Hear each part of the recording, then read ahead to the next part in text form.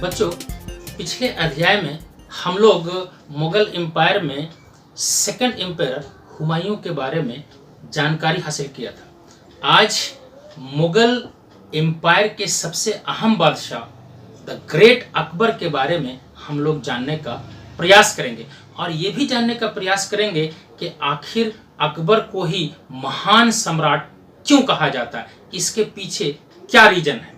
तो आइए सबसे पहले अकबर के इतिहास को हम जानते हैं। अकबर हुमायूं का बेटा था जिनका जन्म 14 अक्टूबर 1542 को अमरकोट, जो अभी वर्तमान में सिंध पाकिस्तान में है। उसके बाद ठीक इनकी 13 साल की उम्र हुई थी जब हुमायूं पुनः दिल्ली में आक्रमण कर दिल्ली को अपना सल्तनत बनाया था, यानी 1500 लगभग 55-56 में। तो उस वक्त अकबर की उम्र 13 साल थी और हुमायूं जब दिल्ली सल्तनत को अपने कब्जे में लिया था तो अकबर को लाहौर का गवर्नर भी बनाया। लेकिन ठीक उसके दूसरे साल यानी 1556 में जब हुमायूं की मृत्यु हो जाती है अचानक सीढ़ियों से गिर के, तो अकबर की उम्र उस वक्त लगभग 14 साल का था। तो अकबर को दिल्ली का ताजपोशी सौंपा जाता है। अब ये 14 साल का कम उम्र का लड़का कैसे एक महान शासक बना, इसके पीछे इतिहासकारों का कहना है कि अकबर जैसे ही पैदा हुआ था तो पैदा होने के बाद यानी इनकी माँ हमीदा बेगम और जब इन्होंने बैरम खान जो हुमायूं के टाइम का एक अहम सेनापति था उनसे इन्होंने प्रशिक्षण लिया, यानी युद्ध का प्रशिक्षण। धीरे धीरे हम देखते हैं कि 1556 में जैसे ही अकबर दिल्ली की सल्तनत पे काबिज होता है तो उनका मुकाबला हेमू जो एक अफगान रूलर जो अपने आप को मिनिस्टर था उनके साथ होता है। यानी पानीपत की जो द्वितीय लड़ाई अकबर और हेमू के बीच होती है। तो हम जानते हैं कि अकबर की सेना की जीत होती है और अकबर का जो उस वक्त सेनापति था जिसको इतिहास में हम बैरम खान के नाम से जानते हैं। हालांकि बैरम खान के नेतृत्व में अकबर ने कई युद्ध को जीता, लेकिन 1560 में बैरम खान को रिटायर कर दिया जाता है और उसके बाद अकबर जो है स्वयं अपने आप को एक कमांडर के रूप में स्थापित करता है और उसके बाद देखते हैं कि इंपेरियल एक्सपेंशन अपने दौर में करता है। और इसी क्रम में सबसे पहले हम देखते हैं कि 1561 में उनका दक्कन की तरफ रवाना होता है और फिर उसके बाद दूसरे जो अहम युद्ध उनके साथ जो मेवाड़ में, जिसको हम जानते हैं मेवाड़ और चित्तौड़, और यहाँ इनका मुकाबला जो है वो इतिहास में हम लोग राणा प्रताप सिंह के साथ भी हम लोग जानते हैं कि हुआ था। 1568 में मेवाड़ और चित्तौड़ के बाद फिर ये मारवाड़ की तरफ कदम बढ़ाते हैं, यानी 1583 में। यानी इस तरह से हम देखते हैं कि राजपूतों के साथ इनका एक मुकाबला होता है। लेकिन ठीक 1562 में एक अहम इसके घटना होता है, वो ये है कि अंबर का जो राजा है जिसको हम राजा बिहारी मल कहते हैं, उन्होंने ऑफर दिया अकबर के साथ एक अच्छा रिश्ता स्थापित करने का और उन्होंने अपनी बेटी का रिश्ता अकबर को दिया। अकबर ने उसे कबूल किया और उनके साथ शादी भी किया, जिसको हम लोग इतिहास में जोधाबाई के नाम से जानते हैं। तो इसके साथ उसके बाद राजपूतों के साथ इनका एक बेहतरीन संबंध होता है। अकबर भी ये जानता है कि बगैर राजपूत और राजपूताना के हम हिंदुस्तान में बहुत दिन तक कब्जा या बहुत दिन तक शासन नहीं कर सकते। तो राजपूतों के साथ भी इनका एक बेहतरीन कह सकते हैं कि संबंध स्थापित होता है। और फिर इसके साथ साथ देखते हैं कि 1573 में ये अकबर जो है वे गुजरात की तरफ जाता है और गुजरात को जीतने के बाद उसी की खुशी में अकबर जो है वो आगरा से के करीब में जो बुलंद दरवाजा या बुलंद दरवाजों को हम कहते हैं वो बनाया था। इसके बाद इनका जो है आक्रमण ठीक 1575 में बंगाल में जाता है। हालांकि बंगाल का सिचुएशन कुछ अलग था क्योंकि वहां पे बराबर फ्लड वगैरह आते रहता था।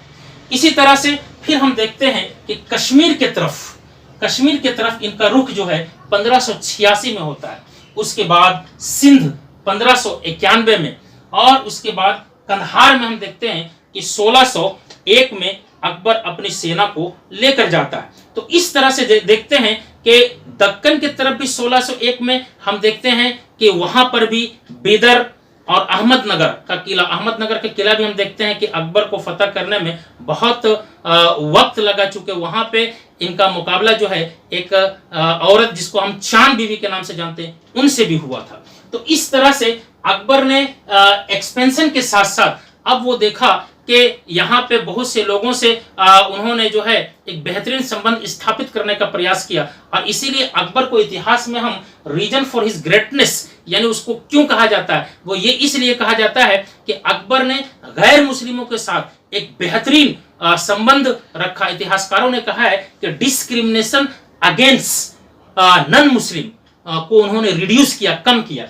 और इसी क्रम में वो देखा कि प्रीवियस जो रूलर, मुस्लिम रूलर थे, जो गैर मुस्लिमों पे जो है जजिया कर लगाया था, अकबर ने उसको एबॉलिश किया, पहला कारण। दूसरा कारण कि पिलग्रिम वगैरह जो टैक्स है उसमें उन्होंने छूट दिया गैर मुस्लिमों के लिए।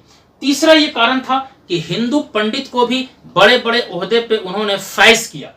और चौथा जो कारण था कि जनरल पीपुल के लिए उन्होंने एक दीवान आम बनाया था। जैसे आगरा का जो फोर्ट था वहां पे दीवान आम बनाया था, जहां आम लोग आके चर्चा कर सकते थे। इसी तरह से अकबर एक ऐसा बादशाह था जिन्होंने आर्ट एंड कल्चर को प्रमोट भी किया था। इसी क्रम में उन्होंने, अब हम जानते हैं कि अपने दरबार में 9 रत्नों को उन्होंने ये किया था, और हम और आप कई अकबर की कहानियां को भी पढ़े हैं, जिसमें खास तौर पे जो 9 रत्नों में बीरबल, तानसेन, अबुल फजल, फैजी, मान सिंह और पाकिर अजीउद्दीन, मुल्ला प्याजा, टोडरमल, अब्दुल रहीम खान खाना वगैरह जो आर्ट, सिंगिंग या पोइट वगैरह के क्षेत्र में बहुत अच्छे ढंग से काम कर रहे थे। अकबर इन लोगों के साथ मिलके जो है वो बेहतरीन एक संस्कृति को आगे बढ़ा रहे थे।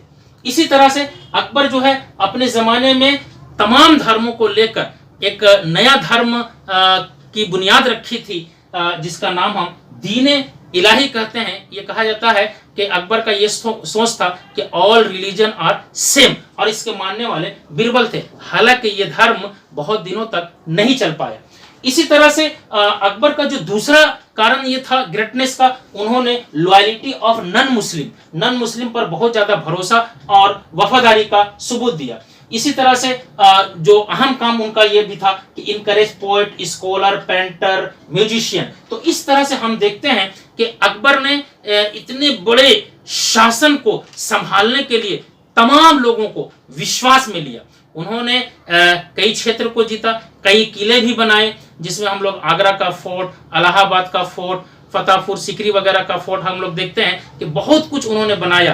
तो इस तरह से अकबर जो है अपना शासन किया। लेकिन ये कहा भी जाता है कि लास्ट टाइम में अकबर के जमाने में एक विद्रोह हुआ, और ये विद्रोह जो है कोई दूसरा शासक ने नहीं किया, बल्कि खुद उनका बेटा, जिसको हम इतिहास में सलीम या जहांगीर के नाम से जानते हैं। उसके बाद अकबर के बारे में कहा जाता है कि वो थोड़ा मायूस भी हो गए। अंततः 1605 में उनकी मौत हो जाती है, और सिकंदरा जो आगरा के करीब उनका मकबरा है, वहीं पे उनको दफन दिया जाता है। अगले क्लास में हम लोग प्रिंस जहांगीर के बारे में तफसील से जानेंगे।